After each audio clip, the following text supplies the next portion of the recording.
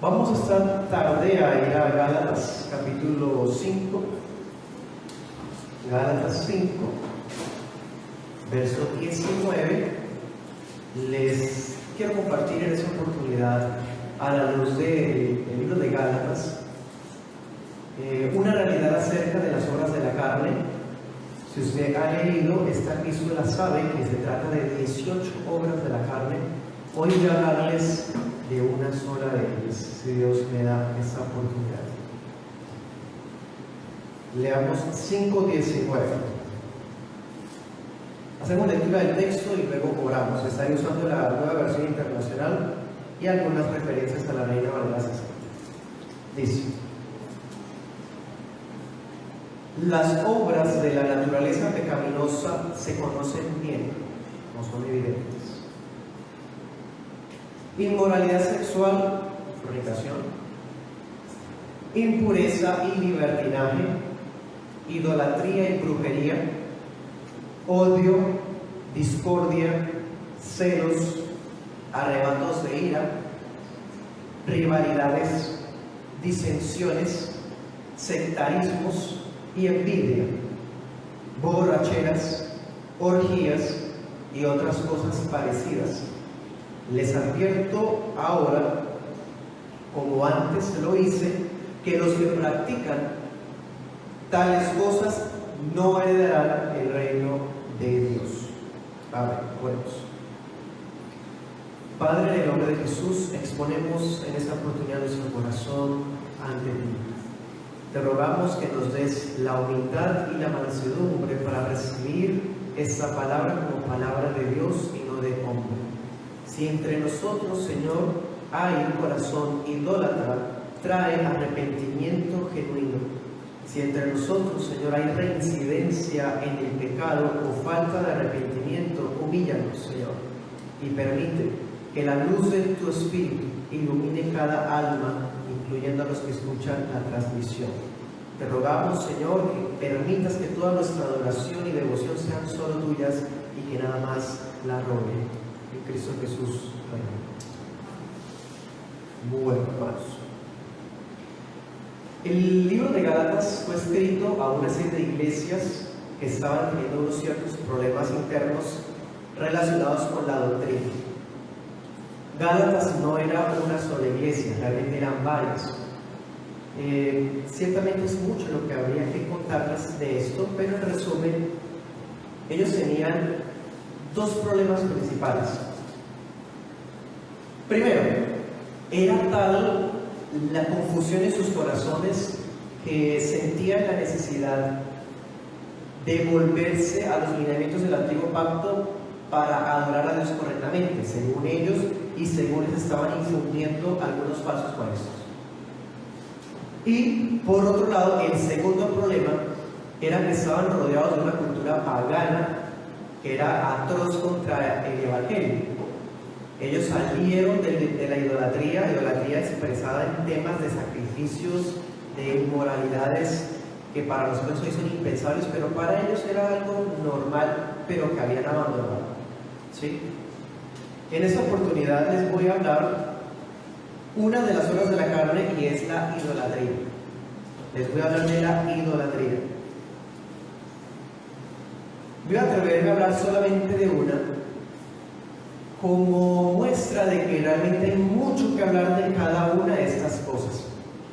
Bien pudiese hacerse una serie de cada una de ellas y examinarnos, no a la luz de opiniones, sino lo que la Biblia nos muestra. Y hermanos, nos damos cuenta, como lo hace la ley de Dios, de que somos pecadores y que necesitamos a Cristo. ¿Sí? En pocas palabras, la idolatría es una obra de la carne que está asociada con la falsa religiosidad. Todos los presentes seguramente provenimos de alguna cierta tradición caracterizada por aspectos externos de idolatría, seguramente. Y otros quizás no hayan pasado por allí, pero sí por ciertas vertientes que tienen otras expresiones de idolatría, porque idolatría no solamente son esculturas o tener estampas en la cartera, es mucho más. es mucho más. Está relacionado con la falsa religión de la que podríamos estar expuestos en nuestro día a día y en la forma como tratamos la adoración en el transcurso de la semana. ¿Sí? Esto que estamos hablando hoy era un problema que vivían las iglesias de los Gálatas, pero que seguimos nosotros estando en riesgo de sufrir. Pues somos personas de carne y hueso, todavía sujetos a pasiones, y entre esas pasiones, por eso se le llama obras de la carne, están ahí esa semilla de pecado. Nuestro corazón es idólatra por naturaleza. Entonces, el apóstol Pablo, para efectos de que estos hermanos que estaban siendo arrastrados por esa problemática se redarguyeran por la obra del Espíritu Santo, les muestra la lista y les dice: ustedes pretenden salvarse obedeciendo alineamientos legalistas, o que no hagan, no tomen, no vean, no escuchen, pero hay idolatría en su corazón. No se dan cuenta que si practican la idolatría, por más que pretenda guardar ciertos días o ciertas dietas, se va a perder, porque es por gracia. Dice: los que practican tales cosas no heredarán el reino de Dios. Los que practican la idolatría no son salvos, aun cuando se congreguen en una iglesia sana. Este examen que hace el apóstol acá va dirigido a la colectividad de la iglesia, pero sí que pone a pensar a cada uno individualmente. Eso es ser iglesia. Palabras dirigidas a una iglesia, a una colectividad de la que somos parte, pero donde cada uno tenemos un compromiso de santidad. No podemos pasar camuflados y decir que estamos aquí metidos y nadie se da cuenta de nuestra vida, porque el omnipresente y omnisciente Dios conoce. Y es a quien servimos con temor y temblor, ¿cierto que sí? Una cosa interesante, miren otra vez la lista, versículo 20. ¿Cuál fue la obra anterior o los temas anteriores? Si hiciéramos una distribución de temáticas, las primeras obras carnales que trata el apóstol Pablo son las relacionadas con la inmoralidad sexual, fornicación, adulterio, inmundicia, cosas comunes hoy día y que se justifican hasta en el púlpito, que no pueden ser aceptados por iglesias sanas y mucho menos por ovejas del pueblo de Dios. Pero miren, pegadito sigue idolatría, pegadito de la inmoralidad sexual. ¿Por qué? Resulta que la religión de los tiempos de los Gálatas, como les decía ahorita, el paganismo y todo esto, estaba íntimamente relacionado con la sexualidad. Había dioses de fertilidad, Afrodita, Baal, Diana se representaba como una estatua exuberante.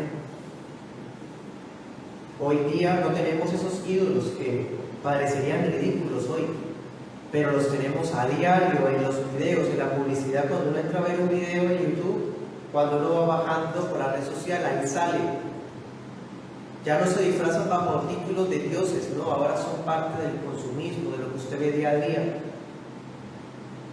Bueno, entonces, es importante tener en cuenta esto. La idolatría está íntimamente ligada con la inmoralidad sexual. Las personas que llevan una falsa vida de religión, de hipocresía, pueden de manera cínica levantar sus manos y estar viviendo el pecado de sexualidad. Eso es idolatría también. Por eso Pablo está denunciando esas obras de esa manera y comienza nombrando ahora el tema de la idolatría, una falsa religión. Ahora aprovecho y hago una aclaración. El concepto de religión hoy día le tenemos como ganas de sacar el quite, ¿sí? No sé si me entienden esa expresión, o sea, como que, ay no, nosotros no somos religión, somos relación. No, es inevitable. El cristianismo es una religión y precisamente esto lo demuestra, porque demanda formas de vivir claras. Eso es una religión. Es más, Santiago 1.26, si quieren anotarlo, 1.26 y 27 habla de cuál es la verdadera religión, y se supone que en la iglesia andamos en esa verdadera religión. Así que no le rehuimos a la religión, queremos es vivir la religión bíblicamente como debe ser. Y no es porque sea por obra, sino porque si somos alumbrados por la gracia, se verá reflejado en lo que sigue más adelante en el texto de hoy, el fruto del Espíritu. El fruto, o sea, lo producimos por gracia, el Espíritu lo produce, mejor dicho, en nuestras vidas. Bueno, el término griego que usa el apóstol Pablo para hablar de idolatría incluye muchas cosas, muchas cosas. Lo más básico, usted y yo se supone que ya lo abrazamos. Retratos e imágenes de culto. A esas alturas, para nosotros es básico que no tengamos ese tipo de elementos, se supone, ¿no? Hoy día pues uno se lleva muchas sorpresas de manera muy constante, ¿no? Pero se supone. Pero cuando Pablo habla de idolatría está pensando en otras creencias burdas que había en el paganismo. Creencias que se veían reflejadas de muchas formas. Por ejemplo, Romanos 1:23, voy a leérselo rápidamente, dice: cambiaron la gloria del Dios inmortal por imágenes que eran réplicas del hombre mortal, aves, cuadrúpedos y reptiles. Para nosotros es impensable pensar que Dios tiene forma de becerro, pero hoy día se le está diciendo a Dios ella. O sea, los dioses, la forma de idolatría cambia de acuerdo al contexto. ¿Sí? ¿Se dan cuenta, iglesia? Es un problema vigente, no podemos bajar la guardia. No podemos decir que como no tenemos imágenes, entonces somos libres de idolatría. No, estamos rodeados de idolatría. Y la iglesia debe estar al tanto de ello, no para andar señalándose unos a otros, sino para cada uno vigilar de estar en esa religión ortodoxa, sana. Ahora leamos todos Corintios 10:19. Corintios 10:19, un texto muy importante.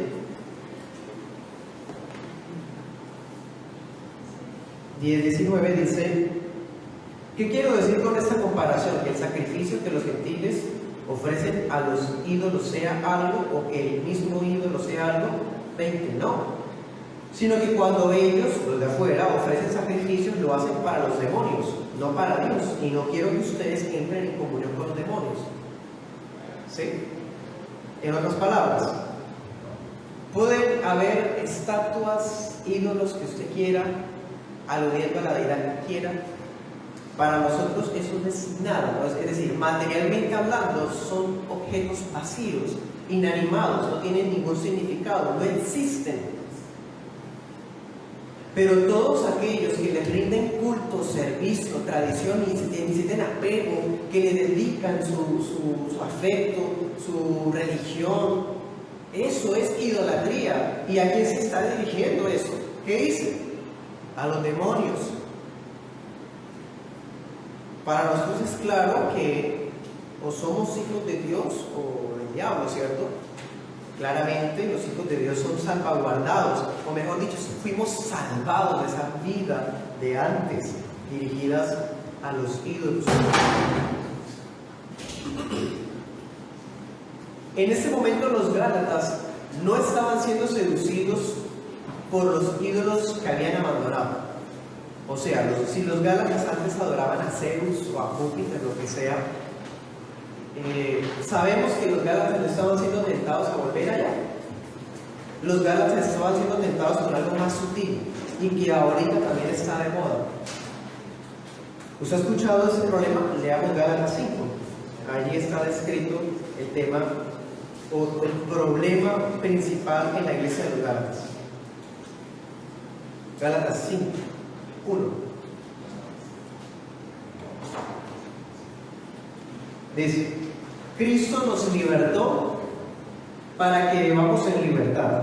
Por lo tanto, manténganse firmes y no se sometan nuevamente al yugo de esclavitud. Verso 2. Escuchen bien. Yo, Pablo, les digo que si se hacen circuncidar, Cristo no les servirá de nada. De nuevo declaro que todo el que se hace circuncidar está obligado a practicar toda la ley.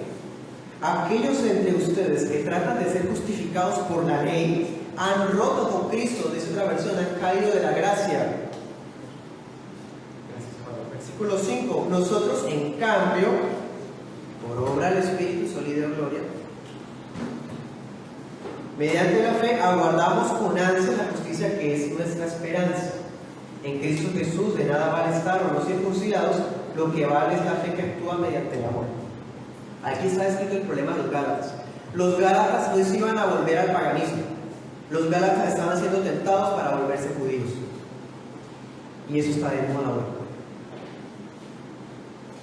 Es muy típico que el cristiano evangélico colombiano, especialmente, sea seducido por las costumbres hebraicas, el mesianismo, el judaísmo, y empiezan a adoptar lenguajes, símbolos, formas de vestir, dietas, guardar tales días, tales fiestas, y esto está metiéndose en iglesias cristianas. Eso es idolatría. Iglesias protestantes supuestamente volviéndose no a Roma, peor, volviéndose al Israel que desechó a su Mesías. Imagínense eso. Eso es idolatría. Y eso es lo que está hablando el apóstol Pablo en Gálatas. El apóstol les advierte que regresarse al judaísmo es una expresión de la idolatría de su corazón, así como cuando llegamos a la iglesia y todavía no somos capaces de dejar aquello que teníamos antes. Cristianos que venían con costumbres de santería, de poderes místicos, de juegos, ¿no? Que si la noche está así, o que si pasa tal animal, o si tal cosa, significa que tal, o que yo soñé esto, que soñé lo otro. Eso, todo eso es la expresión natural de la idolatría de su corazón. No solo tener estatuas. De hecho, esto es tan importante, hermano, usted se debe acordar cuál fue el primer mandamiento, cuál fue el segundo mandamiento. No tendrás dioses ajenos. Segundo, no te harás imágenes ni ninguna semejanza. ¿Se dan cuenta? Esto es tan importante que en el decálogo está de primero. Eso no es un juego, no es de que, ay no, pues yo tengo esas figuritas. La prédica dijo que no significaban nada. No significan nada, pero pues si no significan nada, ¿qué hacemos con eso?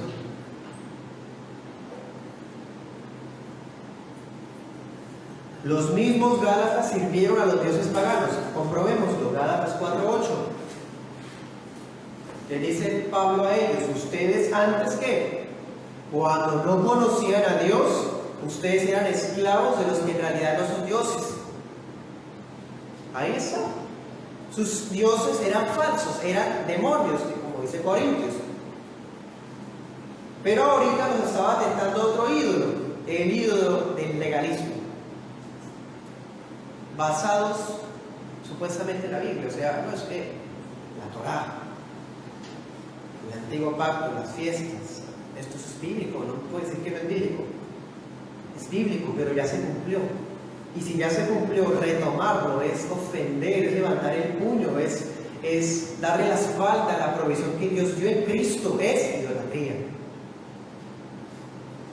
Ellos habían heredado de sus papás la vanidad de la idolatría, igual que muchos de nosotros. Pero ahora no iban a volver a donde sus papás, pero sí iban a ir a donde les mostraban que eran más bíblicos, más santos, porque allá se abstenían de muchas cosas. La santidad no es una lista de cosas por no hacer, eso es legalismo. Ciertamente nos caracterizaremos por cosas que no hacemos, por supuesto, pero como respuesta no a una lista negativa, sino como respuesta a nuestro amor que infundió el Espíritu Santo en nuestros corazones por Cristo. Bueno, por lo tanto, la idolatría que todavía está y que no hay que subestimarla, tenemos que mortificarla. Ahí está, Colosenses 3:5.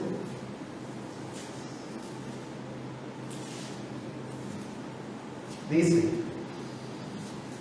por tanto, hagan morir todo lo terrenal,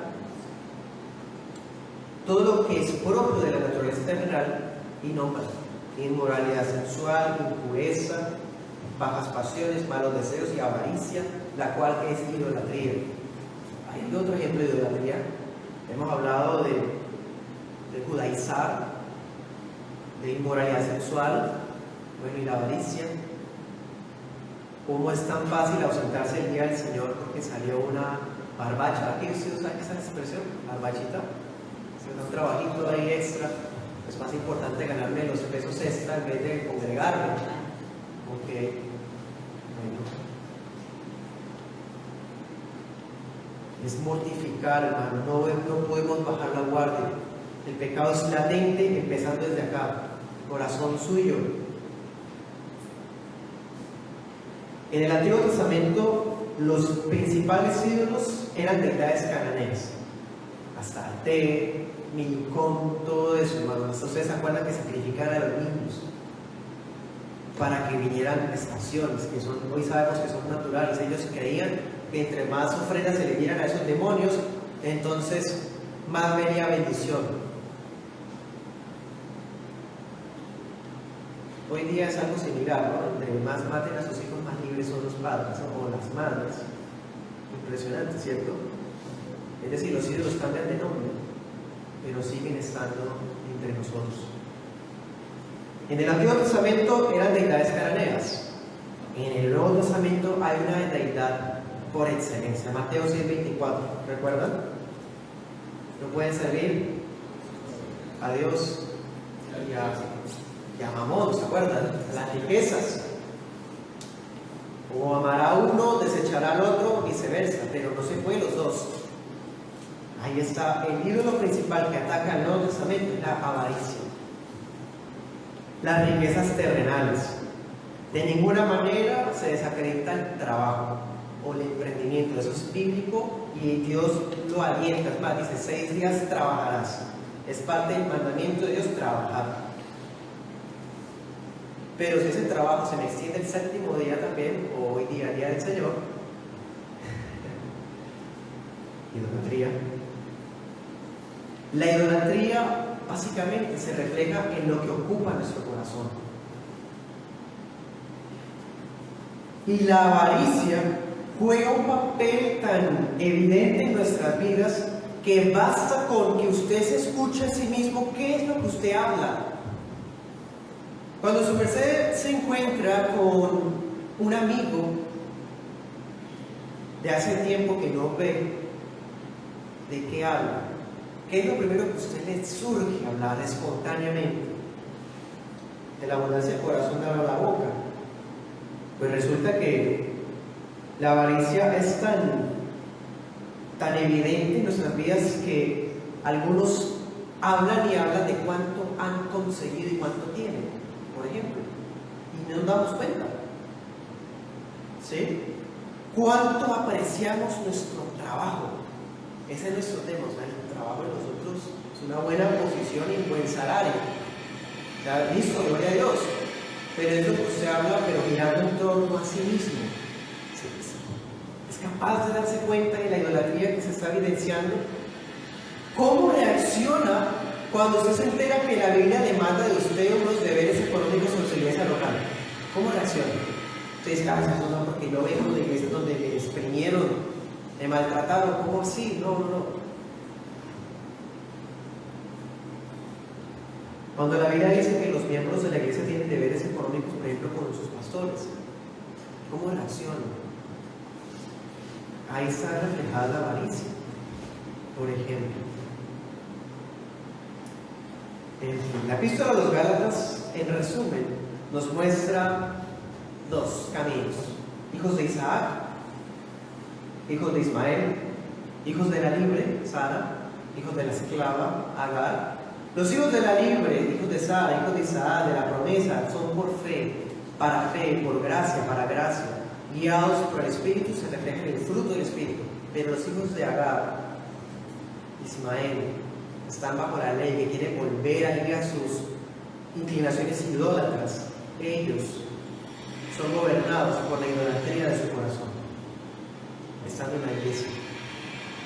Esta epístola no fue escrita para la alcaldía de los Gálatas, pero fue escrita para iglesias. En una iglesia puede haber hijos de la libre y hijos de la esclava. El Señor nos guarda. Y si entre nosotros hay, aún, empezando desde el servidor, alguna fluidez de idolatría, que el Señor nos conceda arrepentimiento para servirle solamente a Él. Pero ahora, mis hermanos, todo esto que les he dicho, pues nos deja pensativos.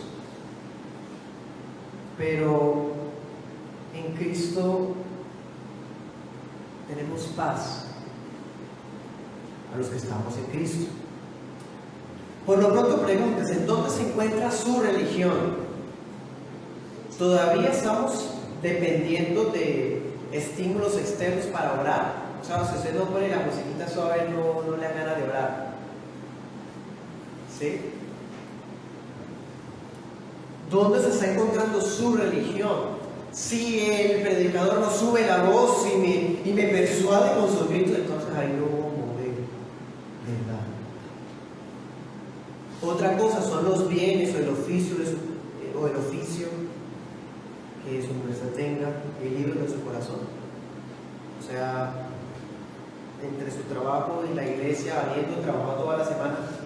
O sea, yo ya fui el domingo pasado, pues. ¿Sí? ¿En dónde encontramos nuestra tranquilidad?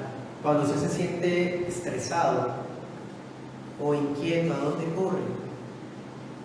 ¿Acaso no hay Dios en Israel?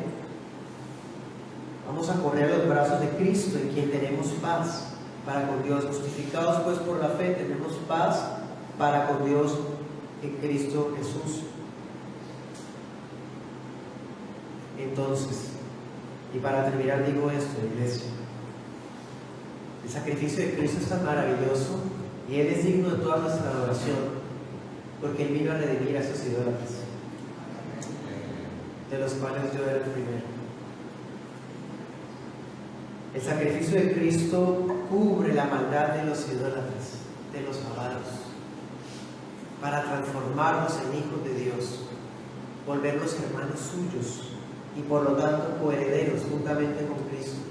¿Se da cuenta tan maravillosa gracia que tenemos en Cristo? Y no solo eso, el Espíritu de Dios nos ha sido dado como garantía de que tendremos victoria cuando la idolatría esté fluyendo, porque si sigue ahí, va a emerger. Pero si el Espíritu Santo habita en mí, ahí, en esa lucha de espíritu y carne, va a prevalecer el Espíritu. El Espíritu Santo puede dar victoria a aquellos que siguen luchando, que seguimos luchando con la idolatría del corazón. Y tenemos que seguir luchando, hermanos. No podemos bajar la guardia. Y no porque somos reformados, confesionales, somos exentos de idolatría, ya fuimos libres de eso. No, está latente. No podemos bajar la guardia. Y el Espíritu Santo está ahí para que no peleemos la batalla solos. Vamos a 1 Pedro 5:7. Rápidamente, ¿se acuerdan? Dice: depositen en Él toda ansiedad, porque Él cuida de ustedes. Otro texto, Colosenses 1:15, rápidamente, dice: Él es la imagen del Dios invisible.